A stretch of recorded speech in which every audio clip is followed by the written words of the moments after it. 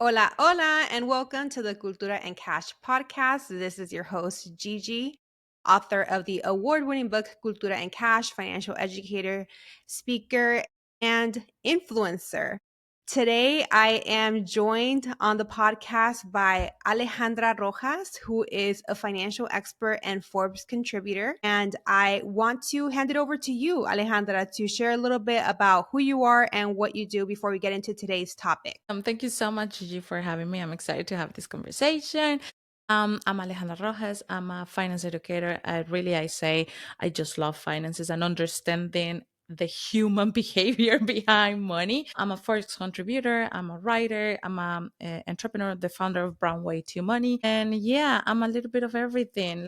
Yeah, I do a lot of things, but all comes down to the same thing, talking about money and changing the understanding and the perspective that we have been brought up to be with money.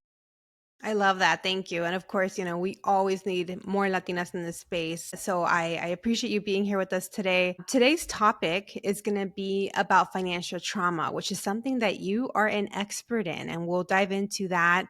We're going to talk about what it is and how we can improve our mental health around money. Before we get into it, though, for people that have actually read the book, you might remember that I mentioned financial trauma in the book. I briefly mentioned it because I thought it was important for people to be aware that it exists.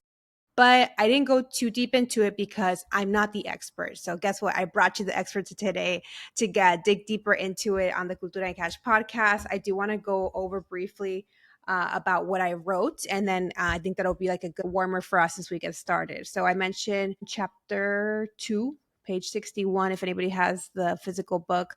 Although I say about financial trauma, anxiety, and shame. Although affirmations are great tools to reframe negative money mindsets, you can't manifest your way out of financial trauma. If you've experienced severe financial distress, like being unhoused, living in a toxic home due to money conflict, or still punishing yourself for past money mistakes, you may be experiencing financial trauma, financial anxiety, or financial shame. If left unresolved, these emotional wounds can have a negative impact on how you interact with your finances. If you resonate with this, please seek guidance from a mental health professional to help you heal your relationship with money. And then I include some resources that people can look into. So again, it's something that I knew who I was writing this book for. It was a very beginner reader that was kind of just barely dipping their toes into personal finance. And the last thing I wanted to do was overwhelm them with this Right, additional layer right. of financial trauma. But my readers now have graduated and they're ready, right, for that next level To to hear it. understand. Yeah. Yes, they're ready to hear it. So let's go first and talk a little bit about your identity, where you were raised, and where you live today. Yes. So I am Colombiana. I'm a Black Latina. I was born and raised in Cali. But very early on my life, my great grandpa, who was my influence on traveling and love, and the guy that put the seed to go and see what the world is about, he pushed me to, he encouraged me to travel. So at a very early age, I left Colombia when I was 19. Wait, sorry, Alejandra. I'm sorry to interrupt. I find that so interesting because is that common in the Colombian culture for It's the not. male? Okay. Because I was going to say my It's grandpa would would never. not at Okay. all. And you know Wow. what? It's interesting that my great grandpa never graduated from high school. Hmm. He was just living through the books. He will get like traveling books and books about Venice, about Rome, and he will tell my mom and myself these stories like he was the one that traveled the world to the T, the details of how the Venice canals look like and what you could do there and From everything books? from books Wow. and Yeah, this from isn't from magazines. YouTube channels or No, TikTok. he Wow. was a reader. You always will see him with the magazine there. And he was like, you know what? You have to see the world. You have to go and blah, blah, blah. So at 19, I was like, I'm ready. Like, I had enough. And also because we had a promise Every we are a big family, Gigi. Like we are, my great grandpa had 12 kids and each kid had about 6 kids on their own. So we are a big family. But I was the only one that every time that I would go to visit them, like every Sunday, he would tell me, when you turn 18, we're gonna travel together the world every single Sunday. And he passed when I turned 16. So as I'm so soon as I, sorry. you know what? He every time he was like, as soon as you travel, you're gonna keep me with you. And that's what I do now. Oh my I god. travel for the both of us. And it's so amazing. It's so amazing just to feel him and to imagine what he would say. Because he was a guy who would encourage you, but once he actually got it, he was like, I already knew that. I'm like, okay. Oh my god. I'm so Yeah. jealous. You had such a sweet, special relationship with your grandpa. And Thank yeah, you. what a It beautiful was. thing that he instilled in you. Yes, it was a very good relationship. But to come back to my identity, and that was the reason why I left Colombia. And ever since I've been just traveling. I also, at the age of 6, the doctors told my parents that I couldn't live beyond 12 years old because of blood condition that I had to deal with. Yeah, when I was 5 or 6 years old, that essentially they didn't, it was like a type of cancer on the blood that they didn't know how to fix. And that I had to, like, my parents just had to give up hopes. And my parents never did that. So they also installed, like, you know what, go and live the fullest. And yeah, just go every day like that. And every day I have lived that way. And to me, that represented, okay, I am going to see the world. I am going to, you know what, enjoy as much as I could, because what if tomorrow I'm not here? So that was my mentality. And because of this passion of traveling, my passion of finances and understanding the world through numbers, I was like, what if I go and live somewhere else? And that's how I got to live in the US, because I had family, lived there for a long time, but then got burnt out. Everything was very heavy. And then I said, you know what? I need escape. And my escape was New Zealand. I went on and lived in New Zealand. Girl, you've been all over the place. I know, right? And then live in Europe. I won a scholarship in Madrid. So I finished my university in Europe and now I'm living in the Netherlands. It's just like trying to find that identity all the time. And I thought one place will give me that, but it turns out that it's not one place, or it's not one, it's just who I am really on my core is what it gives me that power of, this is my identity. Do you think your grandpa's proud of you? I know he is. And one thing I would say from the trauma perspective. So that was a question on my mind the whole time, because the day that my grandpa passed, he was very sick on the hospital for a week, for a long time, but he was sick all the time. And my grandpa was also very dramatic. He was like, he will see Anita, it was like, oh my gosh, I'm dying and Mhm. whatever. Mhm. So we didn't trust that he was going to be gone, like gone for forever. Mhm. And then I passed by the hospital that Friday, was the 1st of July. And I look at the hospital and I say, oh, I'm going to come back tomorrow. Like, I'm super tired. Like, I'm just going to go. And as soon as I arrived to my house, I received the call, your grandpa has passed. And I, like, it just completely overtook me. It was like I should have stopped when I felt it. This is on me. It, like, for, I think for 7 years I carried with that guilt and with that pressure, like he's never gonna be proud of me.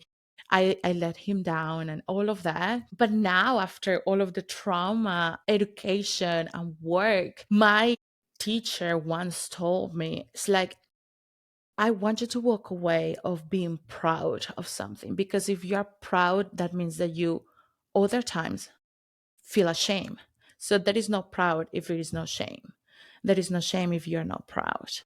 So I rather that you know that you were her granddaughter and that you had these moments with him, Mhm. rather than thinking would I make him proud or not? Because that is implying that if I didn't, then it would be a shame. Like I Hmm. would make him feel ashamed of me. So I have walked away so much from, is it good or bad? Or am I making him or her or whoever proud or not? It's just I am doing the thing. Yeah. Whatever is the That condition on he that, instilled in you. right, Yeah. right, right. So I'm like, yeah, I think so, but from the trauma perspective, let's not think about it.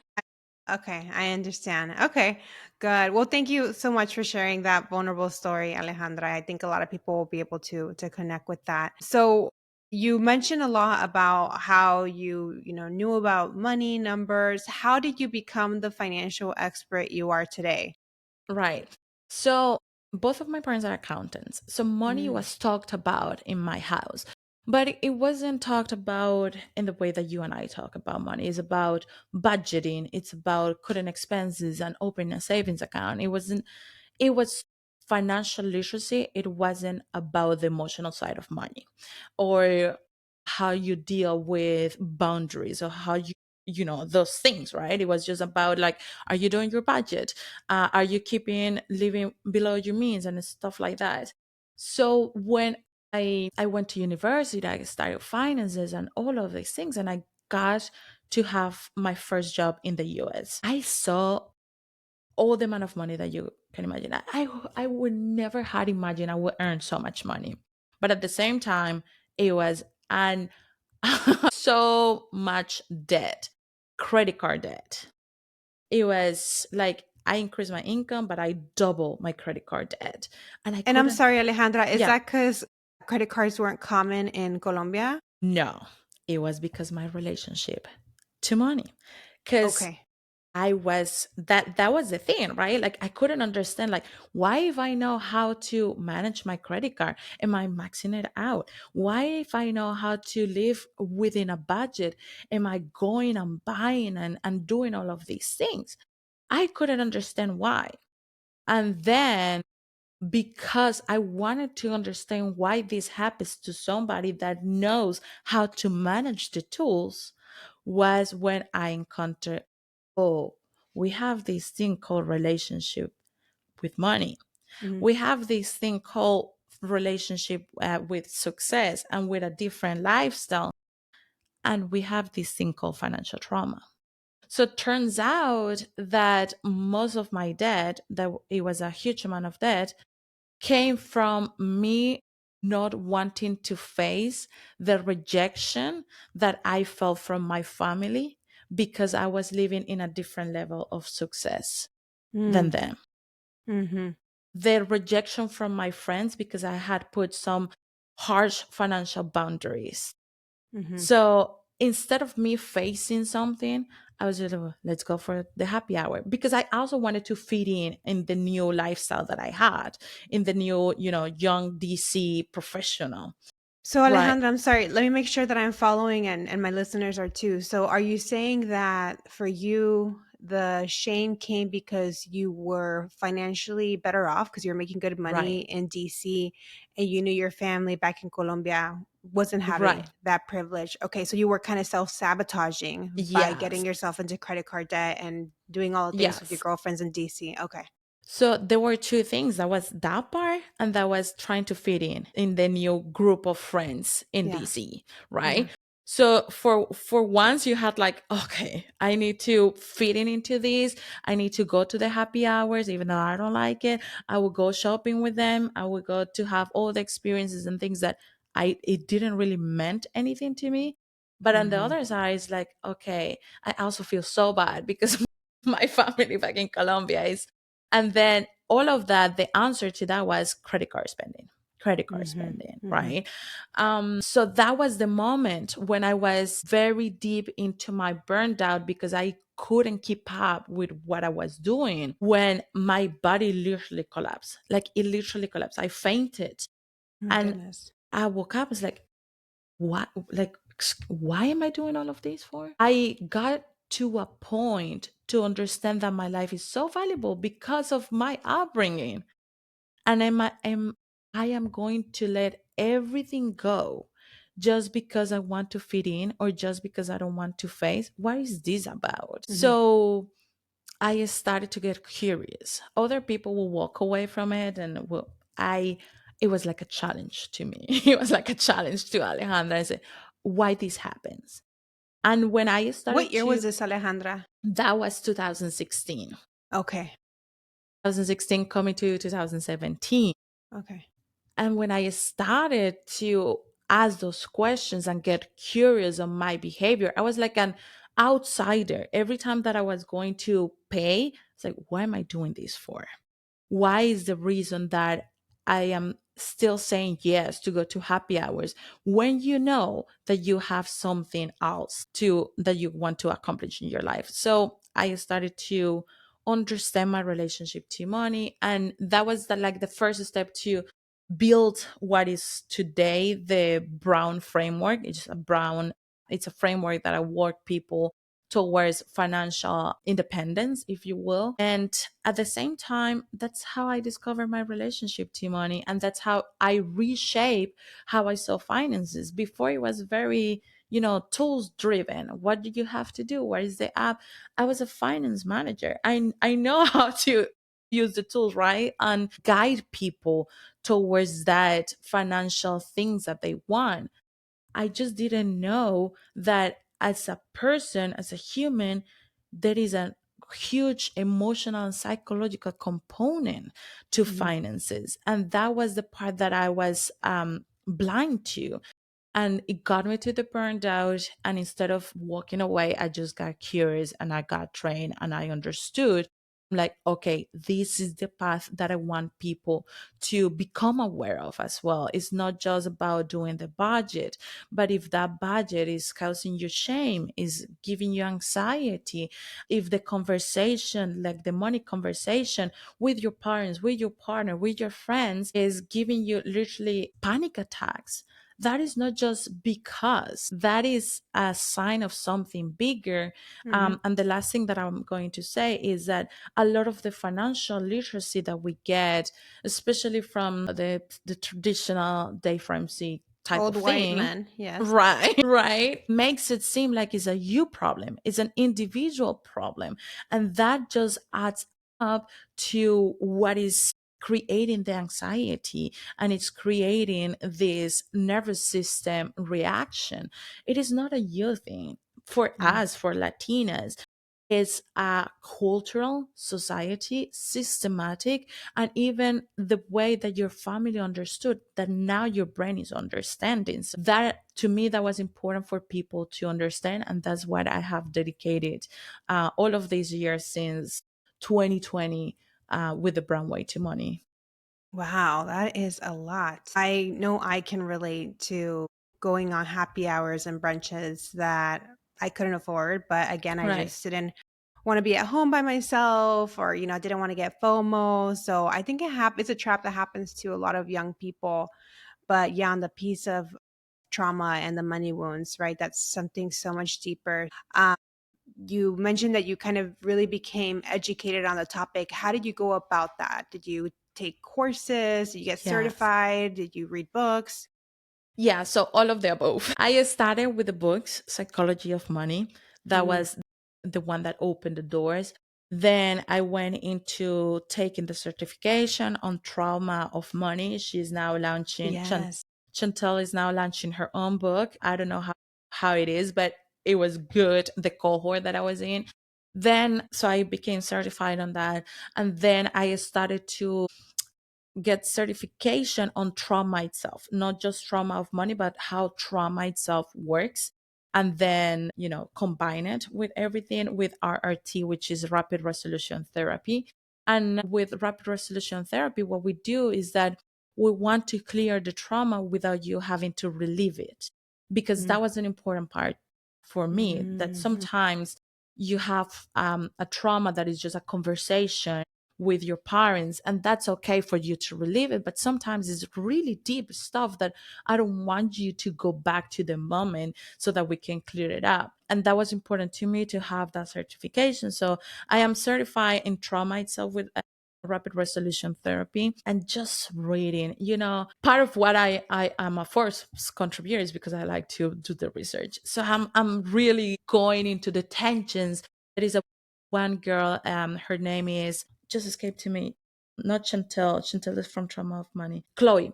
So Chloe McKenzie, she is one of the few financial trauma researchers in the US. And she is a Black woman who is doing financial trauma research experimental.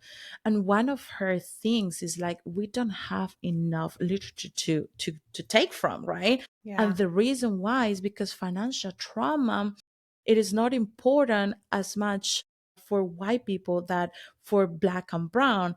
Hmm. Why? Because financial literacy is based on that wide view of money. Hmm. So to me, every resource that I can get my hands on that talks about the differences and gives me a little bit more of food for thought on that sense, it's what I'm going to get my hands on. Okay, thank you for sharing that with us. So Yeah. basically, you are the real deal. It's what I want to establish with my listeners, that you know your stuff. So, Alejandra, tell us now. We've talked a lot about it, but in the most simple sense, what is financial trauma and how does it manifest? Yes. So financial trauma is basically, and it has been also known as financial PTSD. So everything that you mentioned in that part of your book is what financial trauma is. It's a negative emotion that is trapped, that keeps coming back because of something that happened with money. And the thing that is different from other traumas, financial trauma, you can have a first-hand experience, or it can be passed down by generations. So Ooh, if that's such a good point. right, Yeah. so if your great grandparents struggle with money, your parents most likely will have had felt that struggle, and they will pass it to you by, sayings, by the way that they act with money. So yeah, it's basically that negative emotion trap in there that your body is reacting to, and your mind is also taking to read the information, the current information. Gotcha. Okay. And can you share what are some of those different life experiences that can create financial trauma? Yeah. And, it depends on the individual. Whatever can be traumatic experience for me, it cannot be for the other one, right? But some of the generals that I have worked with directly is your parents struggle.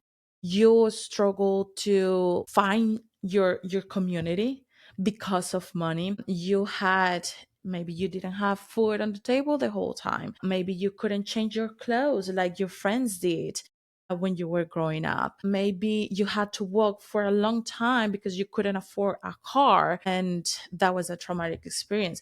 Bankruptcy is one of them, huge as well for us. People taking everything from you, that's more common from in Latin America. But if you own the third party, they will take everything, and from one day to the other one, you have nothing. That is a traumatic experience. Another traumatic experience is that the bank rejected the loan, or the bank Mm. rejected your credit card. Like you weren't good enough. Right, Hmm. exactly. And that's very common. Another experience is that your parents misuse your credit. And now once you are out of college, once you have your first job, you come with a bad credit because your parents misuse it, right? That's things that we have seen, that I have seen. What other things I can mention? It really depends on the experiences. And because I focus a lot on entrepreneurs, entrepreneurs have this thing that they create the trauma because of the entrepreneurial journey. It is, it's a harsh journey.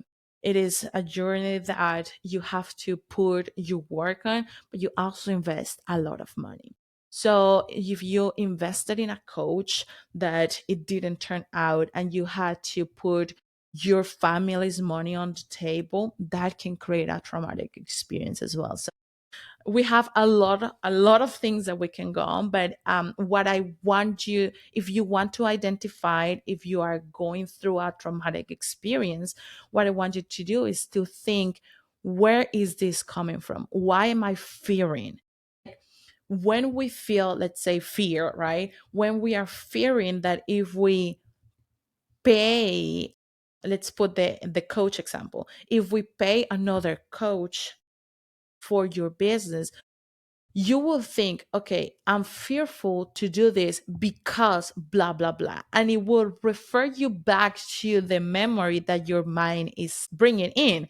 So I'm afraid to invest in this coach because last time that I invested, this other coach did nothing for me. That in itself tells me it's a trauma response because your mind is linking it to a past experience. If your Right. mind is linking it to a past experience, or if your mind is linking it to a saying that your mom used to do, or your dad, or whoever next to you, if it's linking it to something that you saw, that's very common as well. Like, I'm not going to invest in the market because I saw so and so that lost so much money. That is a traumatic experience. It's not firsthand, but like I said, financial trauma is also passed by what we see and what we heard.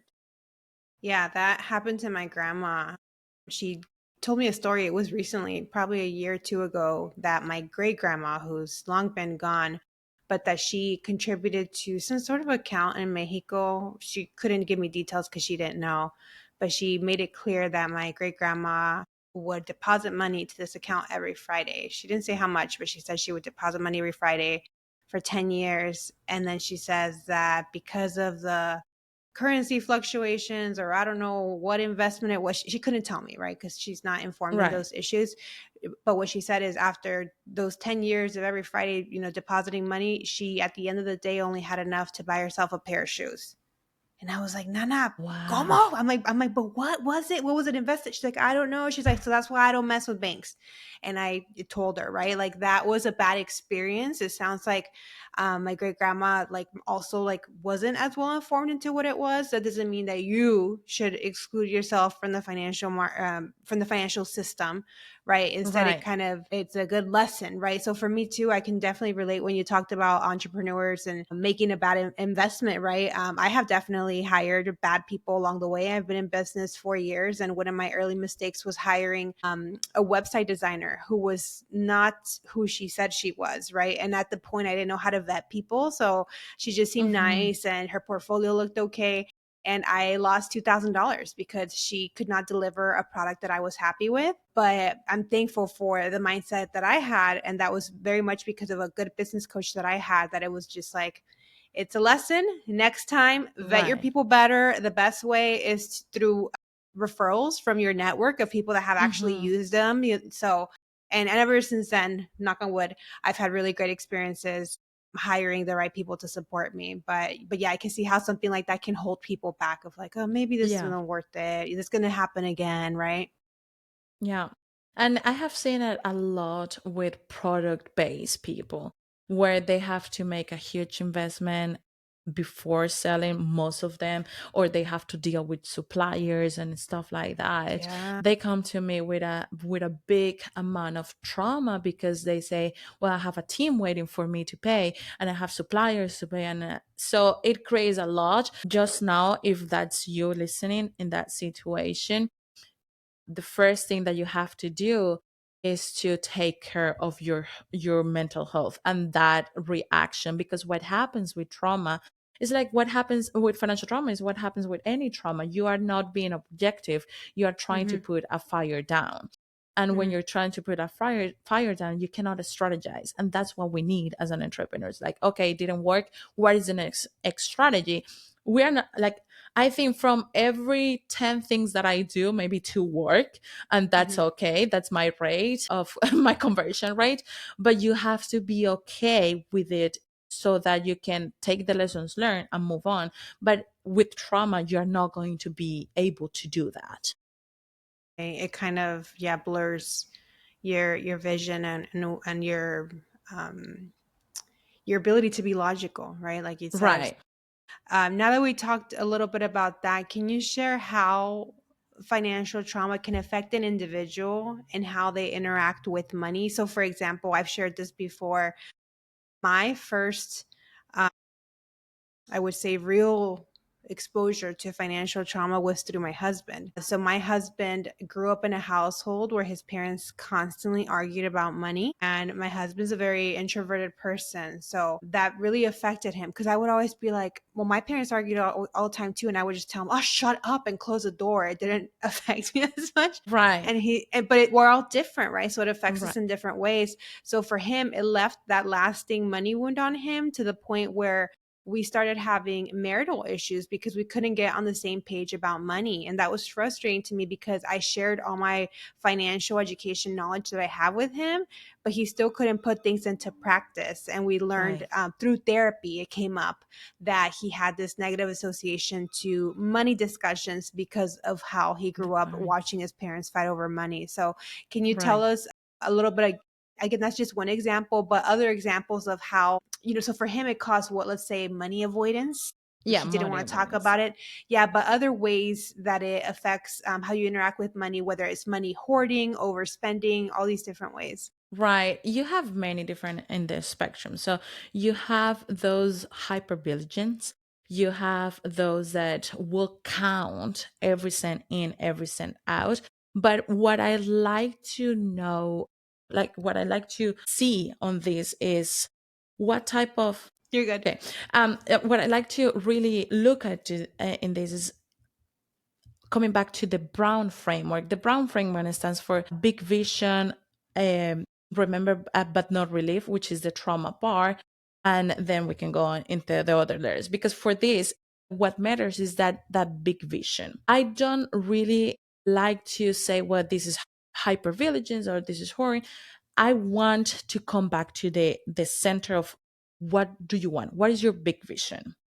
What is it that you are trying to accomplish with your life in the next 2 years, currently in the next 2 years, in the next 5 years, in the next 10 years? Okay, so if that is the big vision that you have, how is that behavior, whatever behavior it is, whether it's that you are pouring money left and right, or that you are keeping it all tight, or that you are saving it because you think that is not tomorrow, or that you're spending everything because that is not tomorrow, right? Yeah. What what is it that is allowing you in comparison to your big goal, to your big vision? Is it pushing you closer to that, or is it not? Because when you take out or take away those labels, you take away the reasons for your mind to continue justifying the behavior. Mm-hmm.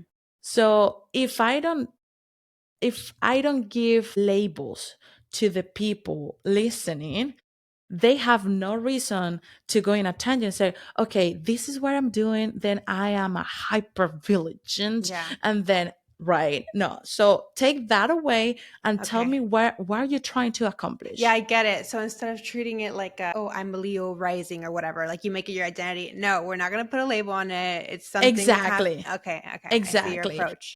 So I like to ask, it doesn't matter who you are and what stage on your life is. What is your big vision? Who do you want to become with money? Once you have that, perfect. Okay, let's look at the behavior. Is this behavior helping you, serving you to get there? And if so, perfect. How can we speed up the process? Can we see it on a 360 level so that you are making sure that your behavior is actually helping you to do that? Or if not, what do we need to change? Because I'm going to tell you, Gigi, there is people that save money just for the sake of saving, but they have never thought, what do I want for myself Yeah. in a year from now, right? And there is people that is spending and spending and spending, but they have never thought, what do they My mom. want? My mom. Right? Yeah. And yeah, it's funny because I used to be a money coach when I first started out. And one of my first money coaching clients had $200,000 in cash. And she's just Right. like, I need more. I need more. And I'm like, for what? For Right. what? And And then I'm like, this is more than enough for an emergency fund. There is such a thing as having too much cash. Right. And it's Right. smarter to put your money to work and invest it, whether that's in the real estate market as for an investment portfolio, or sorry, or in the stock market, or into a rental property, or into a business, right? So, but yeah, she had that block, right? So Right. it's funny how it can manifest in different people, like you said, right? Some people can hoard it, and other people, like my mom, she's just like, I YOLO, I live Exactly. once, have, Exactly. yeah, yeah, yeah. So and interesting. and it also depends on how your brain understands things. So one thing with trauma, how I like to explain it is like, well, for those of you that remember CDs, it's like when a CD got a little dirt, the CD wouldn't play. Even if it was like a little scratch or a little dirt, the whole thing would go to waste. Like Ricky Martin. Wait, I really think we need to break this down, because I think a lot of my listeners are like in their mid 20s. Okay, Some are older, but yeah, let's break down how a CD worked. Yeah, so guys, man, for the Gen Zers listening to this, before you had, streaming music, there was CD music. I feel so old right now. No, I mean, how old are you? We're probably the same age. Yeah, I'm 31. Oh, you're much 30, no, younger. 31 I'm year. I'm 36. No, yeah. So Okay. yeah, when I grew up in the early 2000s, that's how you listened to music. You Yeah. had a compact disc. It's what CD stands for. And you had to play it on a CD player. And what were you saying, that if it's a little dirty, it wouldn't Yes. play? So, It would right. skip. So it will be the whole time. And it was so annoying because you will buy the CD. Like I I used to like remember. spit on it and like Yeah. clean it with my shirt. So gross. Yes. And you will buy that CD. I remember buying Ricky Martin and Shakira's latest CD because that was the thing to have, right? Yeah. And you will put it, and then a little dirt would get into the CD, and you couldn't listen to any of the songs anymore. It's not like Spotify that you skip. No, Mm-hmm. you had to Mm-mm. listen the whole thing, right? So coming back to the trauma, is that little piece of dirt. It may be something very little in comparison to the whole CD, but it messes the way that your mind is reading that information. Because that's what the CD player will do with the CD. It will read a certain way the information. It's the same for our brain. When we grow up, especially from 0 to 3 years old, we are building that emotional basis to relate to the world. From 3 to 5 and 6, we are building the emotional basis and the correlations with money. So from 0 to 6, 7, you already had most of how your behavior with money is going to be in automatic pilot. The rest, we need to do it like become aware and start changing like intentionally. But from 0 to 7, that's a lot of what you saw at home, a lot of what you heard, a lot of what you experienced at home and with your closest community, that is there already. And what happens is that that is how your CD player is reading that CD. So, to the example that you gave with your husband, he saw this already from very early on his life. Now, the brain is not like the mind is not going to read. It is safe to talk about money because now I have a companion, I have a partner that understands and that I can talk about it. It can, understand that in a logical level, Logically, right. right? But on the driver's seat is like a Tesla that goes automatically. It's telling, no, I'm going the right. I know you're telling me to go left, but I'm going right because that's what I have stored. That's what my brain told me. Do this if you want to survive. Don't get involved in money conversations if you want to survive. Don't get involved in anything that had to do with it because otherwise my parents fight and I don't want my parents to fight. I want everybody to just be there for me. So if I bring the money conversation, it's going to fall apart. Better not. So that's what happens with trauma. And when you say, I wrote it down here in the book, if you say you cannot manifest your way out of it, the thing is that the manifestation of trauma is what you are living today with money. That is the manifestation. The manifestation is just how you act because of a command that your mind is sending. that is the manifestation. Whatever the reality is that you're going through with your money today, that is the manifestation of your trauma. So if you feel anxious about money, the manifestation is the anxiety. That is it, right? Now, what we have to do is to go and look the root of what is creating that anxiety. What is that memory, that little piece of dirt on your city that is creating that anxiety? So, like, I see the whole vision and I need to take it one little bit apart.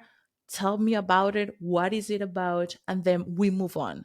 We spit on the CD, like you said, we spit on the CD, we clean it so you can keep listening to the song that you want to listen.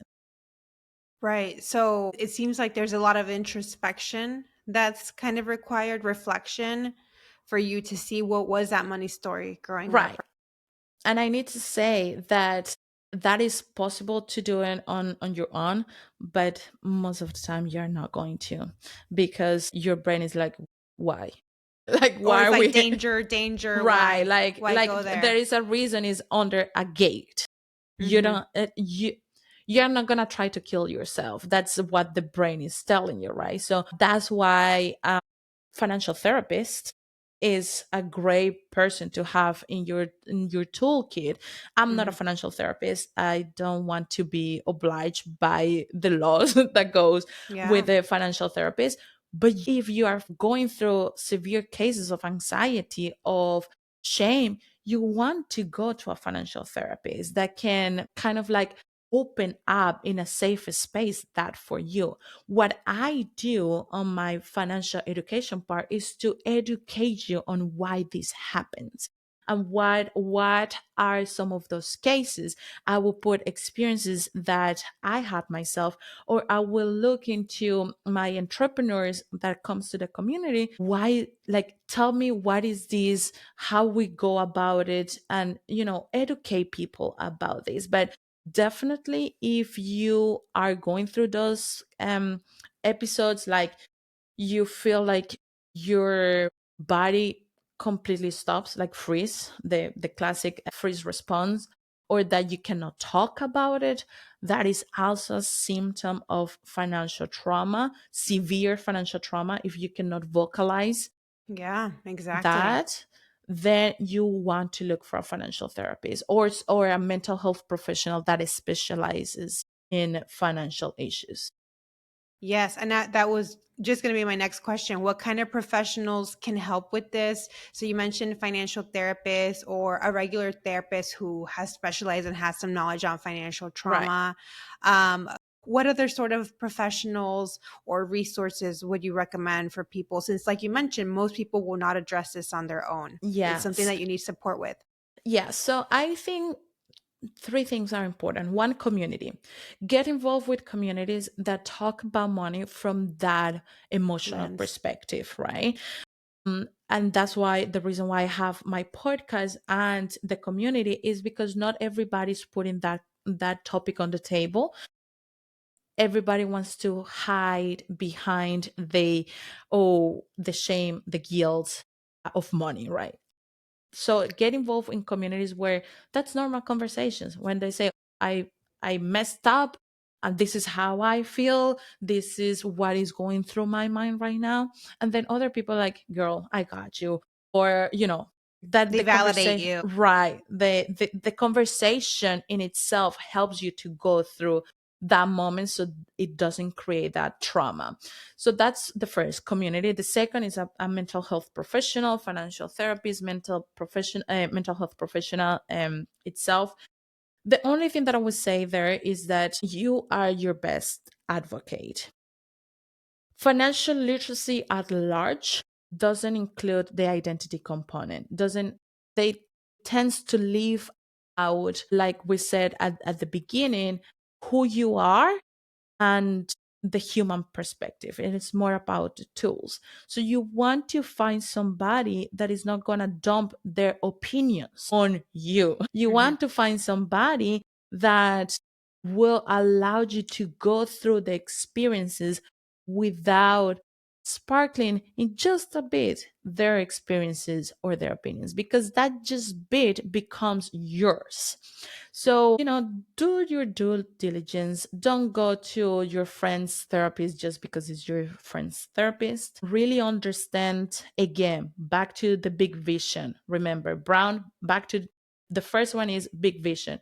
What do you want? How do you want to feel with money? What do you want for your life? And then vet your therapist or financial therapist accordingly. Somebody that understands that you're a Latina, somebody that understands that you're a first gen, somebody that understands that you cannot, for the love of God, say no to your parents because hell is going to progress if you do, right? Somebody to understands the context of having the pressure of keeping up with the Joneses, and even though that you don't know why, that context is important. So that's number two, find the professional. And number three, I think this is more and more the case, listening to the resources. So your book, Gigi, talking about Hattie yesterday with Calladita No More. You know how much trauma Calladita No More has brought to the table? Have you read it? I Yeah, haven't. there's a lot. I'm doing the audiobook The now. audiobook, yeah, yeah.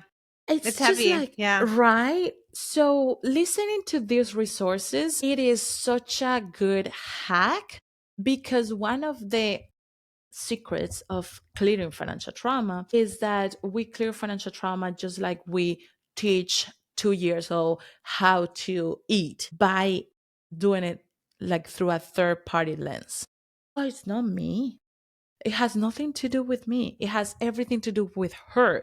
But because I listened to her experience and how she did it, then my mind is already thinking, oh, this is how I need to do it. This is how I feel. So listening to those resources is huge. So if you don't have a podcast that you listen to regularly, well, you clearly have because you're listening to us here. But I will say put in a monthly basis one podcast or one audiobook or one YouTube channel that talks about these things for you, so that you don't have to feel involved, but you are actually involved, and that will help to start untangling the mess, and it will be easier for you to reach out to somebody, say, hey, I want to work on this. Right. I would also add, I think it would be good to consider working with a financial coach that isn't a therapist, right? So they're more of a financial Right. coach that has that expertise of what is the certification of trauma of money, Yeah. right? Things like that, where they're trauma informed. That's Yes. also probably a more accessible way to get help because therapists tend to be a little bit more expensive. I also know there's directories for financial therapists. I can look it up real quick, but I Yes, there is one. I can send you the link. There is one from the financial counselor. I think it is, let's or see, financial therapist. I found Financial Therapy Association. So Yes. financialtherapyassociation.org. Yeah. And that's a trusted directory where you can search for somebody that is Yes. a financial therapist. Exactly. And if Okay. you go to the trauma of money, you will Hmm. find all of the people that is certified there as well. Perfect. The traumaofmoney.com. Yeah, Okay. traumaofmoney.com. Okay. That's Chantal helpful. have us all in a directory there, so you can find there's a lot of people in Canada, a lot of people in the US, so you can find it all there. Awesome. And then one last resource that I like to share, and this is because I met her personally at FinCon probably 2022, is Lindsay Bryan Potvin. Are you I familiar was with her just work? thinking about Lindsay. Yeah, that she is amazing. She has a Yes, book actually. she does. I bought it for my husband. It's called The Right. Financial Anxiety The Solution, financial and it's a anxiety. workbook. Yeah. Yeah. It's Yeah. a workbook where you can write out, right? It has prompts to again, if therapy is inaccessible at the moment, that's a good way to kind Yes. of start Yeah. that journey. And she is a financial therapist herself that created this Yes. workbook. That book is available wherever you get books. She published it in 2020. And like I said, I have personal experience with it. I flipped through it and I'm like, this is a great resource for, again, Yeah. people to explore their money wounds and how they can heal those. She's amazing. Yeah. Okay. Awesome. Well, thank you so much for all this information. As we start to wrap up, I wanted to kind of get a little bit more personal and ask you about you and your family and life in the Netherlands. Can you tell us a little bit about that? Girl, life in the Netherlands is so good. I mean, it's different. It's different, especially as a black person. You don't have much black people here, so Right. I'm used to Stairs. be right.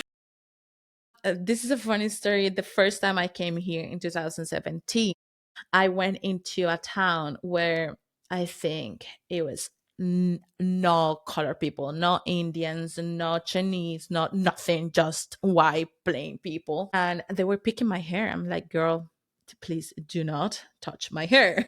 Like, I've always heard of that, but I've never actually met somebody who it's happened yes, to. Oh my yes. God. But in the country, that happens also to my partner. So when he was we went to La Guajira in Colombia, people there barely see anybody else, and they were like with his blonde hair because he is very white, very Dutch.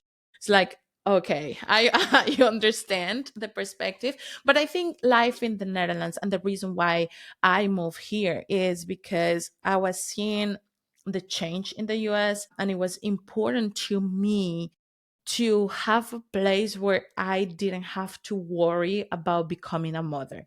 I was very worried in the US about becoming a mother. Can you tell I us more about that? Yes, I the thought of sending my kid to school scared me. And I mean, I still don't know how moms do it with all of the violence that is happening. It just brought out so much anxiety. I didn't Mhm. want that to happen. I had always been attracted to natural things, just being in nature, like in New Zealand, and just connecting with nature. The Netherlands has the most natural birth rates. At home birth, my baby girl actually came in my bedroom, like Interesting. unmedicated, Wow. completely unmedicated, just with one acetaminophen Tylenol. Oh my goodness. Right, so it was, to me, that was important. I wanted to feel supported by the system in terms of health and in terms of raising a child in a way that supports her identity, because she is going to be a mixed girl, and not only on her physical appearance but the different cultures that she's The bringing in. culture. Right, I wanted a place where that was openly accepted, and that she didn't have to go through the identity crisis the way I went through, and that she didn't have to go through, some of the conversations that parents have to have in the US. I didn't want Right. that to happen. So that pushed me to, move to the Netherlands. I did, like you, with nomad visa as well because of my business. So Wait, but isn't your yeah. husband Dutch? Yes, but we So didn't, it you still wasn't, yeah, it wasn't back then. oh, It gotcha, wasn't back gotcha. then. Okay, Yes. okay, Yeah, okay. yeah, yeah. So you had a So, digital nomad visa to get to the yeah, Netherlands. Okay. that was my, like, that was my condition. If we got married, it's not going to be for that. I get what you're saying. You are a Yeah. better person than me, girl, because if I had some partner with that citizen, like, let's do it. And Let's then do if it. we need to get No. divorced, we can get divorced. So good for you. Good. I respect Yeah. that. Good for No, you. I was Okay. like, no, we are not going to do it for that reason. But yes, so that was mainly it. It was seeing the world through my daughter's perspective, and Yeah. I wanted to set up something different for her, and now we are here. Things are very different.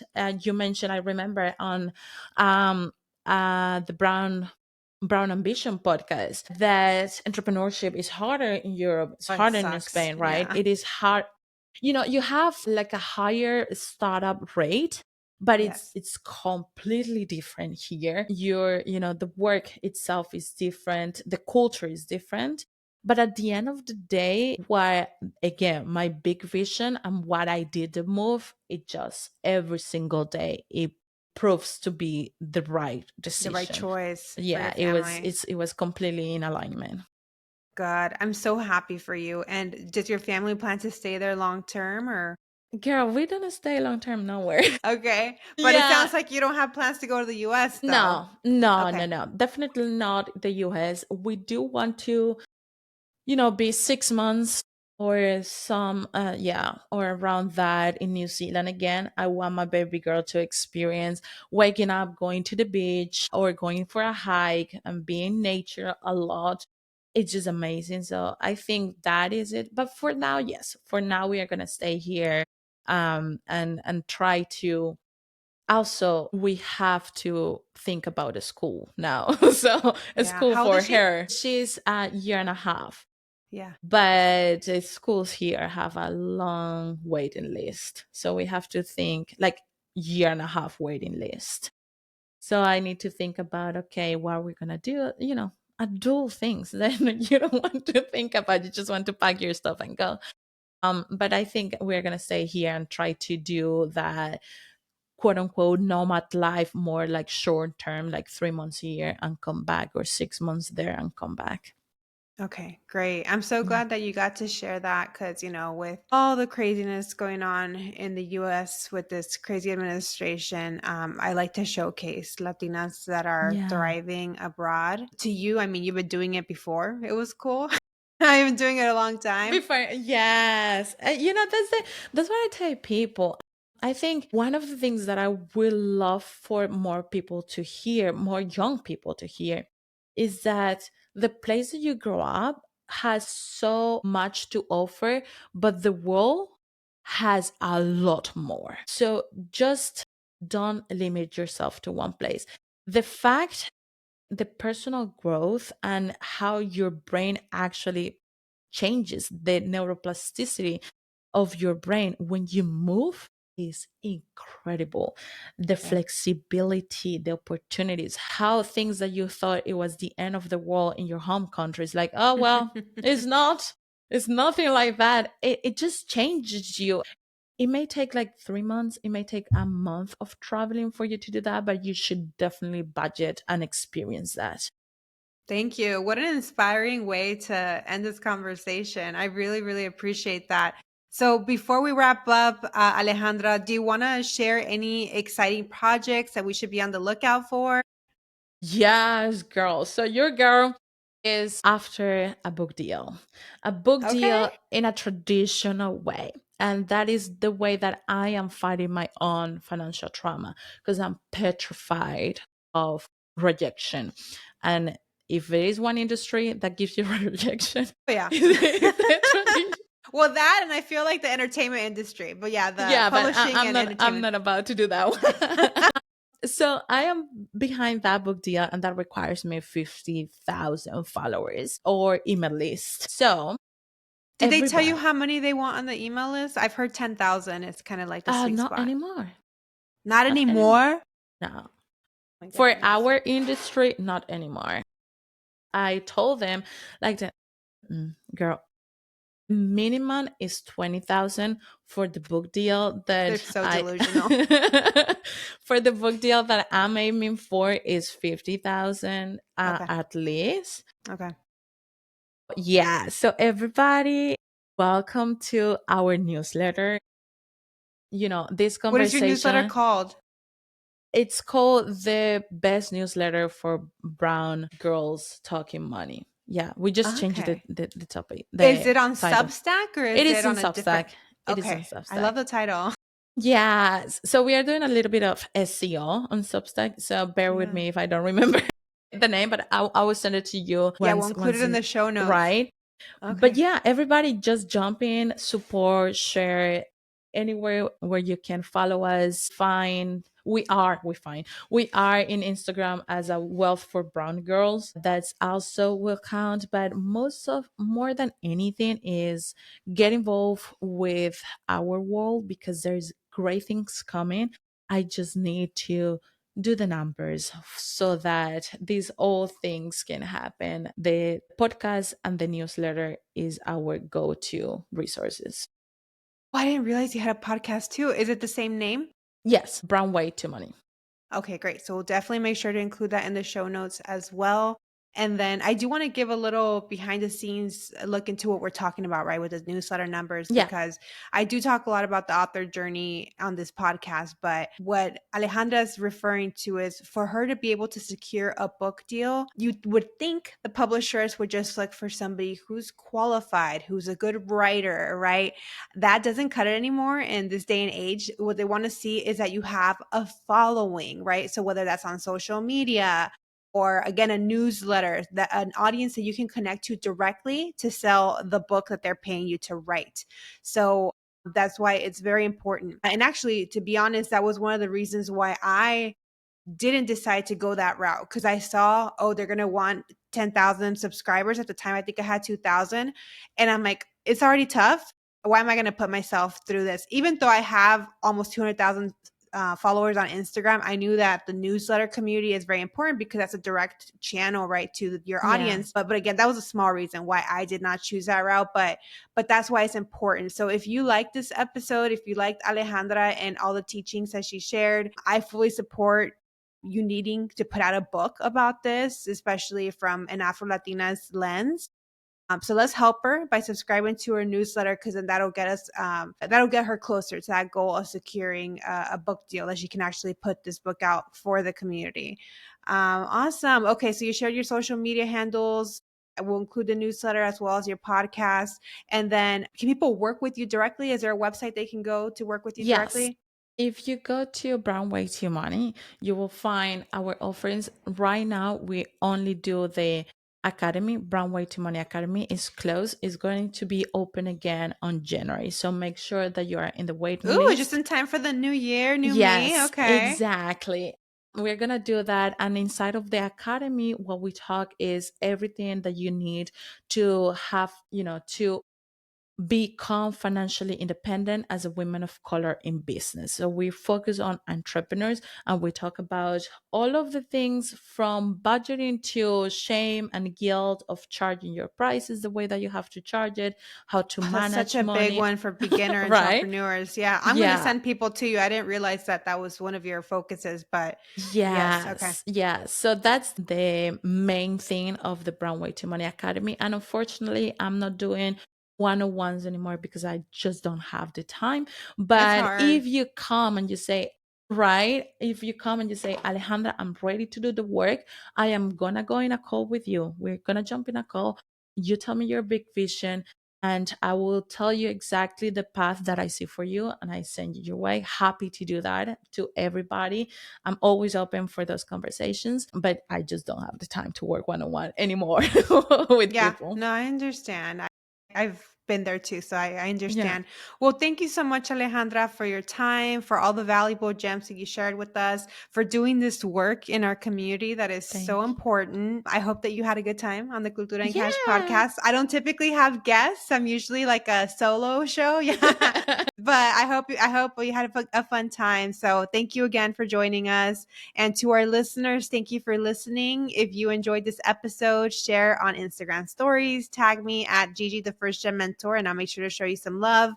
Please leave a review on Apple Podcasts. The stars on Spotify are great, but apparently what really matters is the Apple Podcast review. So please hook up your girl and leave a short review on why you like the podcast. If you have any topics or any other content creators or any authors or speakers like Alejandra that you'd like me to have on the show, please let me know. You can email me at hi@thefirstgenmentor.com. Thanks for listening and hasta la próxima.